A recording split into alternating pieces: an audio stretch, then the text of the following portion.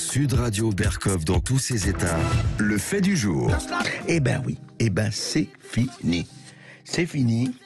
L'article 60 du Code des douanes, qui stipule qu'en vue de la recherche de la fraude, les agents des douanes peuvent procéder à la visite des marchandises et des moyens de transport et à celle des personnes, c'est-à-dire que quiconque passe avec un peu de coke, un peu d'héroïne, des diamants, des armes, etc., on sait que les prises de douane étaient très fortes. Eh ben c'est fini.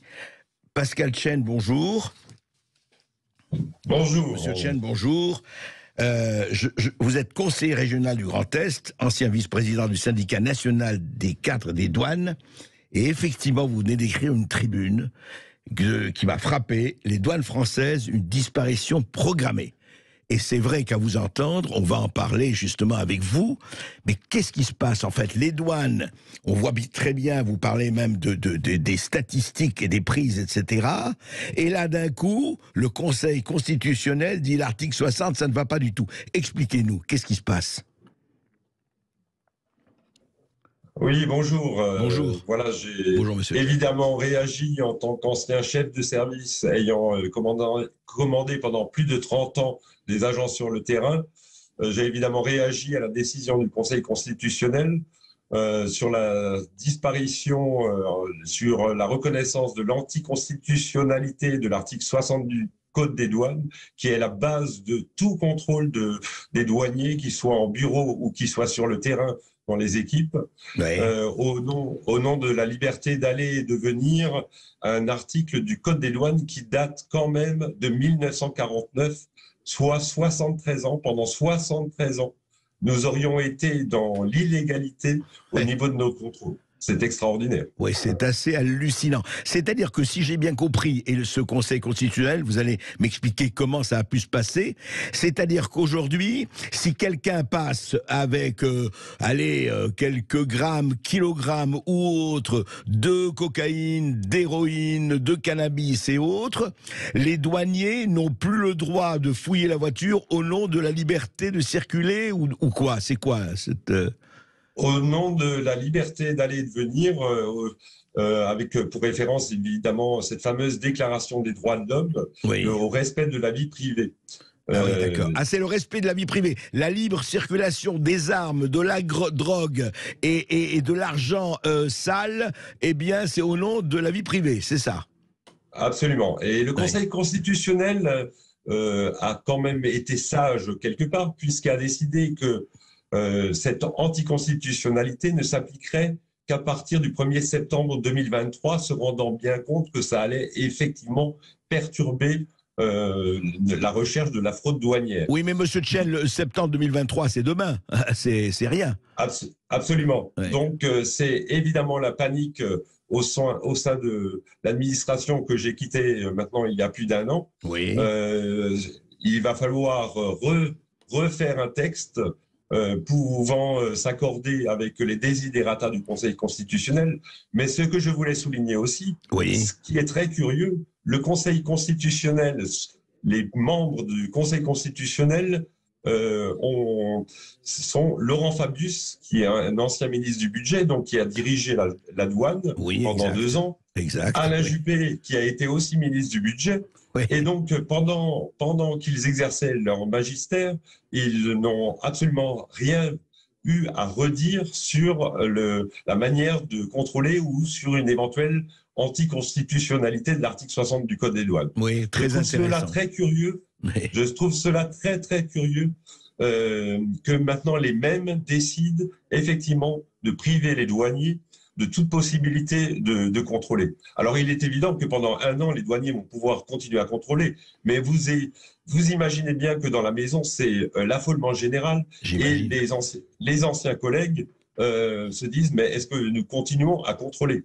Tout cela encore au nom de ces fameux droits de l'homme qui nous ont coûté déjà tellement cher, que ce soit en matière de la réforme de la garde à vue à l'époque, qui a bien compliqué les procédures. Je rappelle juste que l'administration des douanes, c'est la police de la marchandise. Ce qui intéresse un douanier, c'est de contrôler les marchandises en priorité. La personne qui les détient est là, si vous voulez, ensuite. Donc les procédures sont menées ensuite sur les personnes. Mais nous recherchons les marchandises et essentiellement de fraude avec des résultats remarquables. Quel est le but recherché actuellement contre la douane française, qui est quand même encore le symbole, une des rares administrations, le symbole de la souveraineté du territoire français. Tout à fait, Pascal Chen, je rappelle, vous l'avez dit dans votre, je rappelle simplement, les résultats 2021 des douanes, stupéfiants, plus 30%, je rappelle, de ce qu'ils ont arrêté. Exemple, jouets, soins corporels, contrefaçon, plus 62,5%. Tabac, plus 41%. Armes, plus 72,5%. Ou de la fiscalité perçue, 73,55 milliards d'euros. Voilà ce que les douaniers en 2021 ont arrêté, ont permis de capturer. Et on veut faire disparaître ça? C'est quand même hallucinant. C'est hallucinant, d'autant plus que c'est couplé à une autre attaque sur les missions qui sont fiscales. Depuis maintenant l'élection d'Emmanuel Macron, la douane se voit imposer le transfert de ses missions fiscales à la Direction générale des finances publiques. Ce qui est un scandale absolu puisque nous maîtrisions parfaitement un dispositif et nous rapportons 15% des recettes de l'État. Alors expliquez-nous, Pascal Chen, que veut dire, quel était le métier de la douane en matière de fiscale? Que faisait la douane? Elle contrôlait, elle arrêtait, comment ça se passait? Ben, je vais vous citer la taxe la plus importante qui va être transférée à la Direction générale des finances publiques. Oui. C'est la taxe intérieure sur la consommation des produits énergétiques, si vous voulez, sur les produits pétroliers, hein, pour simplifier une dénomination un peu technique. Oui. Voilà, nous maîtrisons parfaitement de bout en bout le transport, le calcul de l'assiette et la fiscalité en matière pétrolière. Nous allons contrôler les stocks existants, mais en réel, encore une fois, je rappelle que nous sommes la police de la marchandise. Nous allons voir sur place les stocks de pétrole. Voilà, ce que ne feront pas, alors je ne critique pas les collègues de la Direction générale des finances publiques qui vont hériter, si ça continue, si on ne s'arrête pas dans cette réforme, qui vont avoir en charge toute cette procédure. Mais ils ne se déplacent pas, ils ne font que des contrôles documentaires. Ah d'accord, ils ne se déplacent pas, oui. Bien. Voilà, nous, la douane, nous allons voir sur place. Il semblerait que le gouvernement recule et dise, bon, on va faire un mix entre, on va laisser à la douane le soin du contrôle, mais on assurera le recouvrement derrière. Stop, les dispositifs sont complets. Nous sommes reconnus comme des très grands professionnels en la matière. Les opérateurs suivent la douane, ne veulent pas que ces taxes partent à la Direction générale des finances publiques. Mais alors, voilà. Pascal Chen, est-ce que ça signifie, franchement, parlons clair, ou parlons vrai, mais est-ce que ça signifie quelque part, est-ce que quelqu'un, ou que je ne sais pas qui, tout se passe comme si on voudrait la fin de la douane? Est-ce que c'est, comme vous disiez, la disparition programmés? Ben, nous sommes au service de l'État, mais nous sommes des empêcheurs de tourner en rond.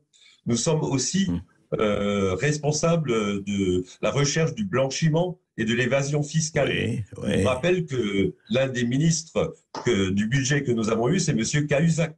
Exact.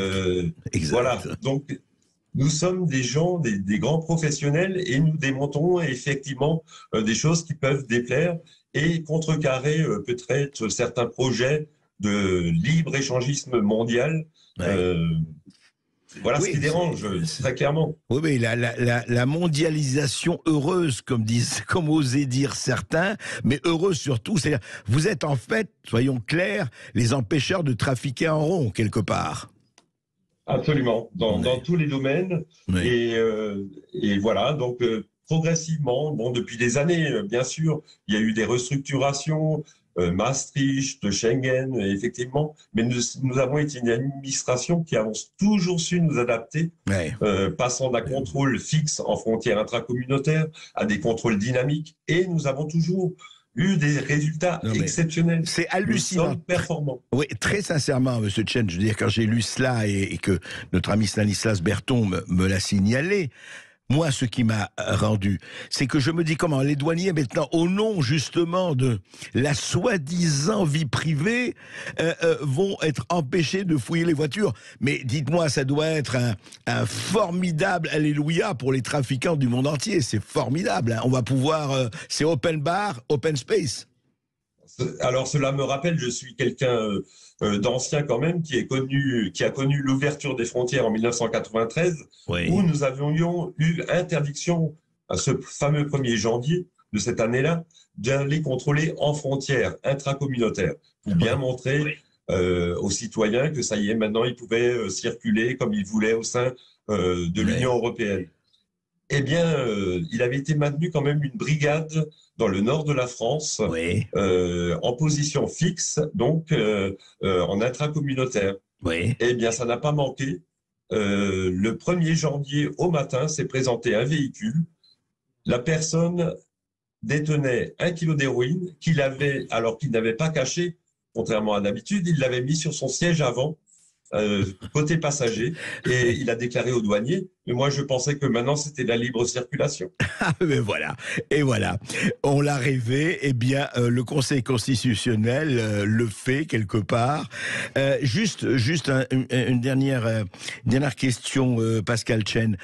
Comment réagissent vos collègues? Vous dites c'est l'affolement, c'est aussi peut-être une certaine colère. Je ne sais pas. Comment réagissent-ils dans les douanes, dans les services des douanes?